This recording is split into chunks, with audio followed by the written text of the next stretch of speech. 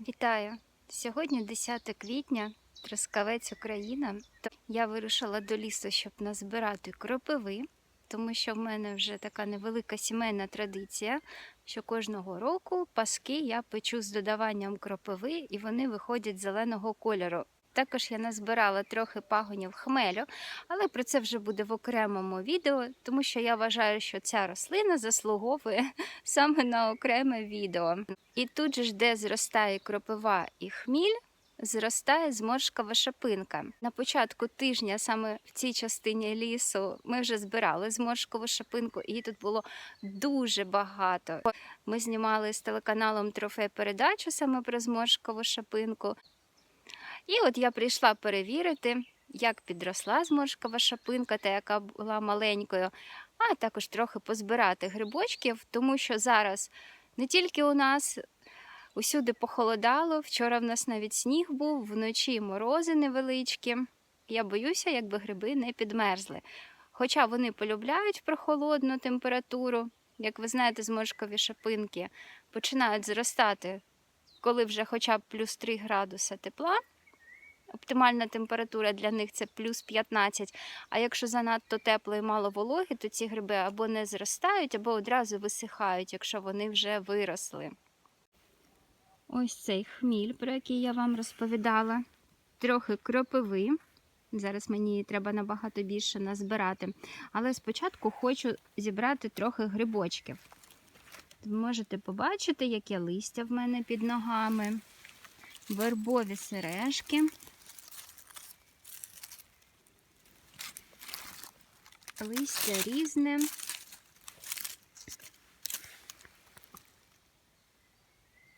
Ось така тут частина лісу. Зовсім трохи осик, верби, вільха і декілька берез. А тепер подивіться і скажіть, скільки грибочків ви тут бачите? Я поки що 3. А тепер дивіться тут.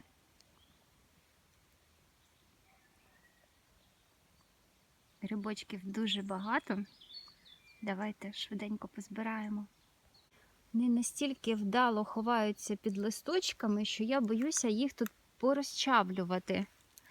Бо спочатку, наприклад, ось ці я не побачила. А тільки ось розвернулася, дивлюся, ось грибочок. Потім он виглядає. Ой! Ось крихітка яка. Цікавий гриб, зморшкова шипинка. З'являється другим після саркосцифи. Звичайних зморшків я не збирала, поки що в нас не зустрічала, не знаю, чи є вони саме в лісах. У людей в городах тільки бачила. Тому насолоджуюся цим грибочком. У зморшкової шипинки дуже легко знімається шипинка від ніжки. Ніжка має ватоподібну структуру. В принципі, це видно. В їжу можна вживати повністю ніжку з шипинкою. Мені ніжка не до вподоби, вона гумова. Тому я надаю перевагу збиранню тільки самих оцих шипинок. Звісно, так, грибної маси виходить назбирати не так багато, і не можу вам показати повні кошики грибів. Але мені подобається саме так її збирати. Зморшкова шипинка – умовно їстівний гриб, тому обов'язково потрібно попередньо її відварити хвилин 15-20, відвар злити, гриби промити, а далі вже готувати, як ви полюбляєте. Шипинка має дуже ніжну консистенцію. Розкажіть, чи подобається вам цей гриб, як ви його готуєте. Саркосцифа. На сьогодні нехай тут лишається, в мене просто нема часу її готувати. Але треба пам'ятати, що зморшкова шипинка – це один з тих видів грибів, на якій частіше зустрічаються індивідуальні алергічні реакції. тобто розлади шлунку. О, почала збирати і вже перший друг в лапках. Тому в лісі будьте обережні. Пам'ятайте, кліщі, вони містять небезпеку для нас з вами. Ось тут можете побачити доволі дрібні грибочки, як вони зливаються з листочками. Якщо пощастить, то цих грибів можна назбирати доволі багато, тому що вони родинні і в великій кількості зростають. І от якщо тут, як бачите, дрібні гриби, то отам от, дивіться, який великий екземпляр. А також отам от. Давайте підійдемо. У цієї зморшкової шапинки навіть шапинка вже трохи підсохла. Такий грибочок. Рябенька ніжка. Чимось на ніжку парасольки схоже, правда? Мені ще березовий стовбур нагадує. Так, і давайте ж подивимося на цього гіганта. Оце дійсно шапинка гігант. Мені здається, це найбільша, яку я зустрічала. Принаймні в цьому році так точно. Оце розмір.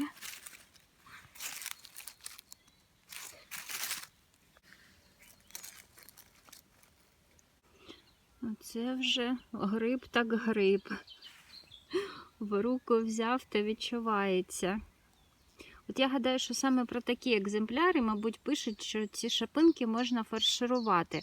Тому що якщо ви збирали зморшкову шапинку, то ви знаєте, в скільки разів вона уварюється і зменшується в розмірі. Що це просто нереально її приготувати фаршированою. Хоча дуже хочеться спробувати. Ще грибочок.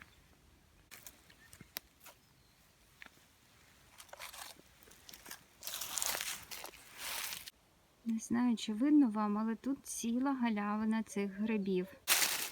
Обожнюю ці гриби саме за те, що можна присісти, не бігати по лісу і одразу назбирати пів кошика.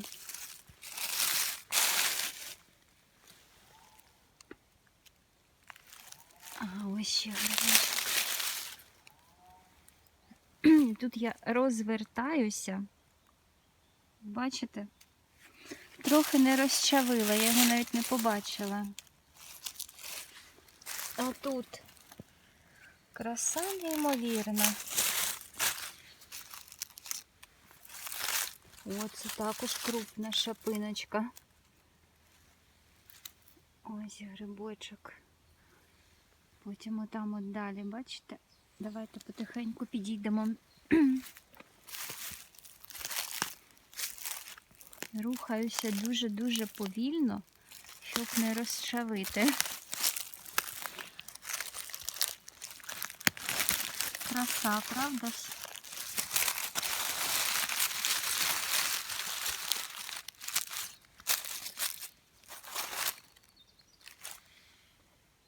Ось ще грибочки.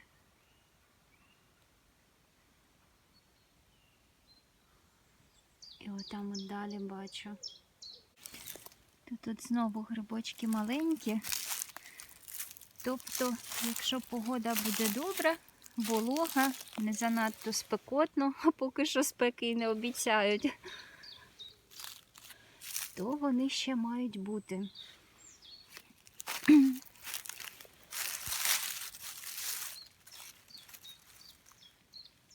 Красуні які. О, дивіться, оце гриби. Так, ну це крихітка, а ось вже більш цікаві екземпляри. Так. Як під листочком ховається, правда? Ой, і ось дивіться. Як же ж приємно їх збирати. Потім он грибочок. Ось ще два. О, і там ви подивіться, скільки їх.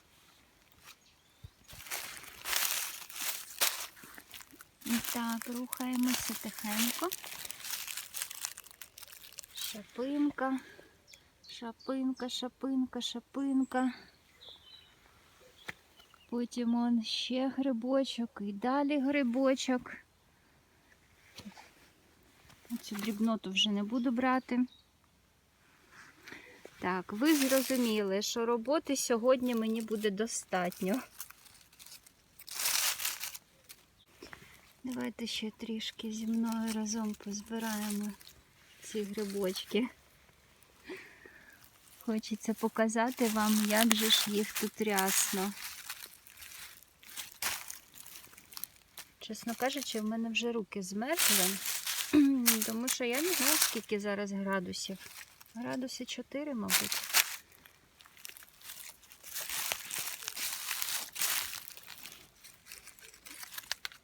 Вчора такий гарний сніг падав, як взимку. Але дуже-дуже сильний вітер був.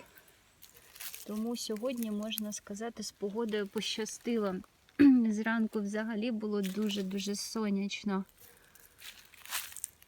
Зараз хоч і похмуро, але вітру немає. Бо коли сильний вітер в лісі, не зовсім комфортно знаходитися. Так, підсохший грибочок. На кожному кроці неймовірна насолода збирати ці грибочки.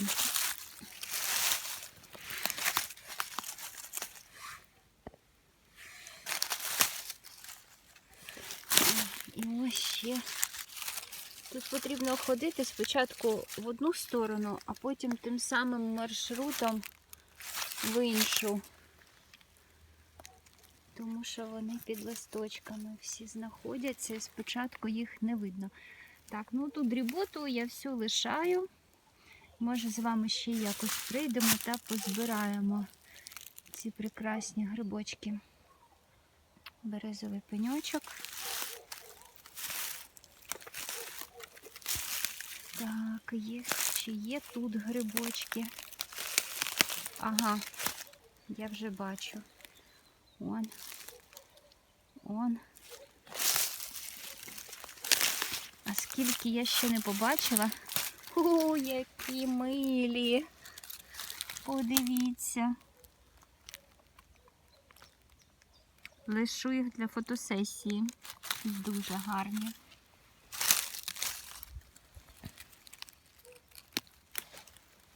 Ага, ось ще.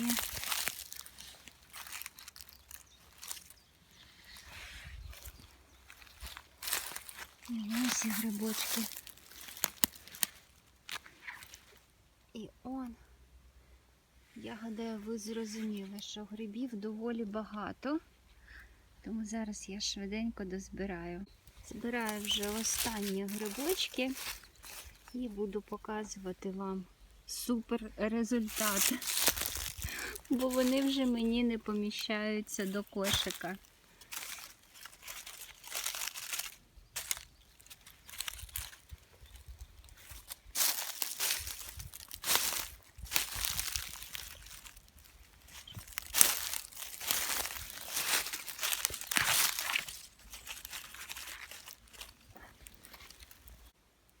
Мій кошик з грибами, який ми щойно з вами збирали.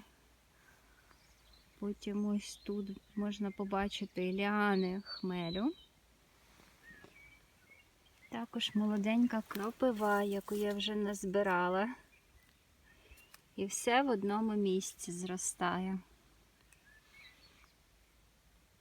Я думаю, що багато хто знає, як виглядає хміль, але якщо ви не знаєте і зустріли в лісі, не в гущі лісу, а в підліску, біля водойм десь, в просіках, ось такі засохлі ліани, то велика вірогідність, що це хміль.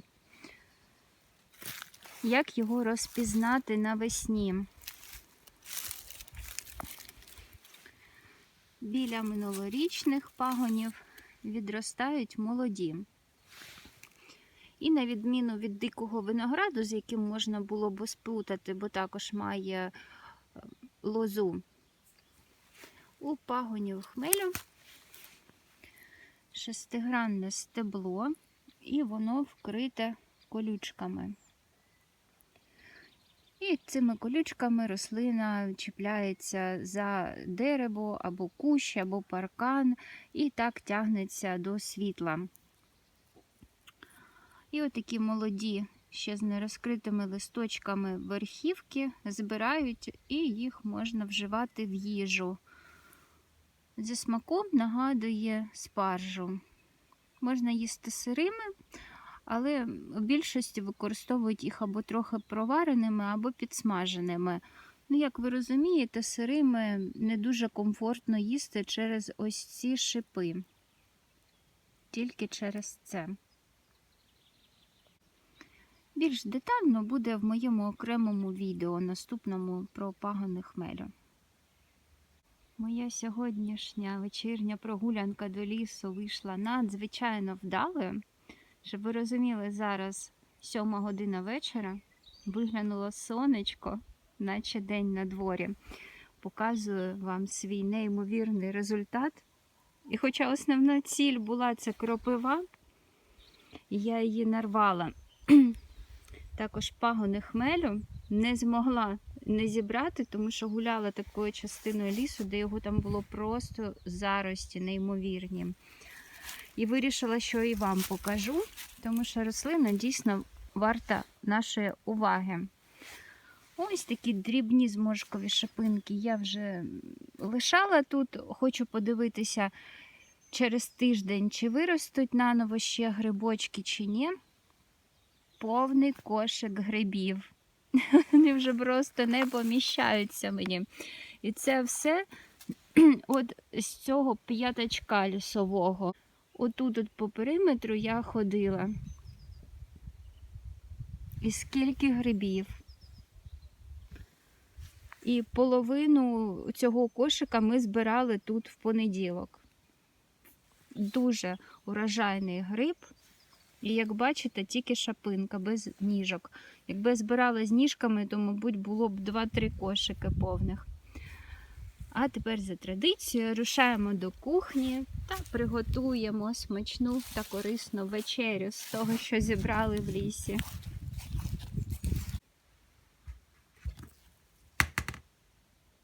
Сьогодні мені стало цікаво, скільки ж грибів я зібрала. Я не полінувалася і порахувала. І тепер ви можете побачити, як виглядають 317 зморшкових шапинок. Оце цифра 317. А тепер давайте готувати. І, як завжди, починаємо з вами з того, що миємо наші грибочки. Замочую їх на 10 хвилин і швиденько їх помиємо. Зморшкова шапинка в сирому вигляді, а потім також, коли відварюється, мені нагадує по запаху сирий погреб.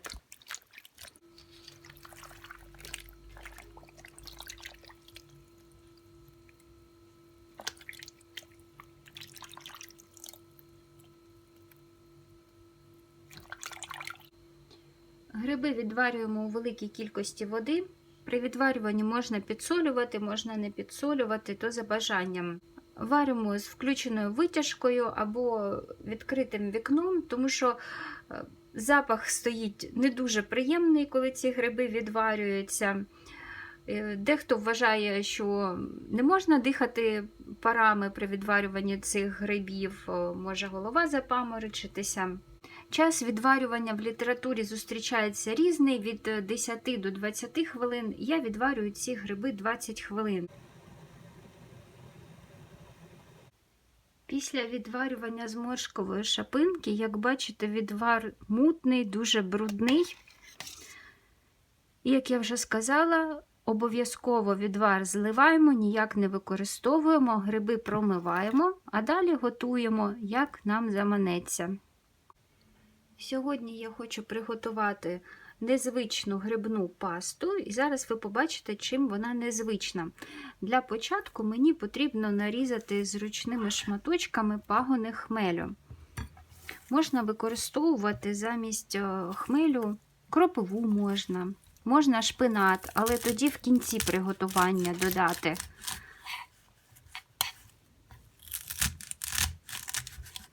Форму для запікання я змащую трохи оливковою олією.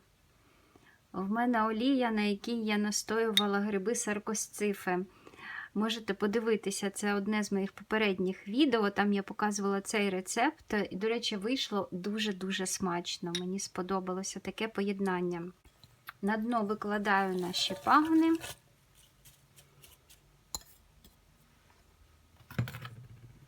Зверху гриби.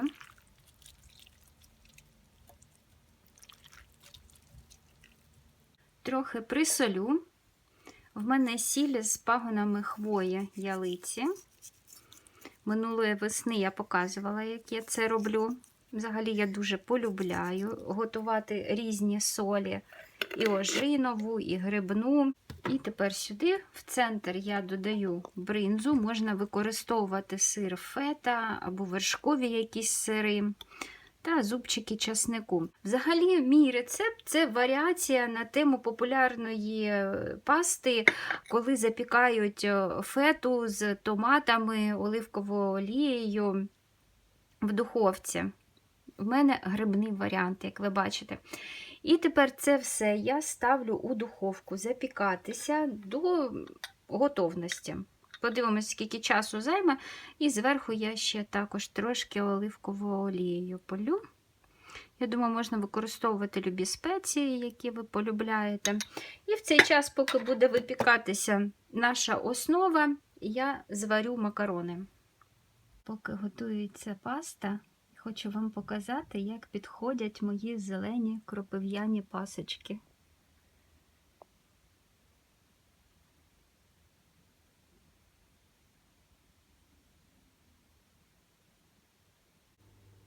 Грибочки вже, я дивлюсь, приготувалися. І тепер потрібно розім'яти сир. З бринзою, мабуть, це не так просто зробити, бо вона не тане, бачите?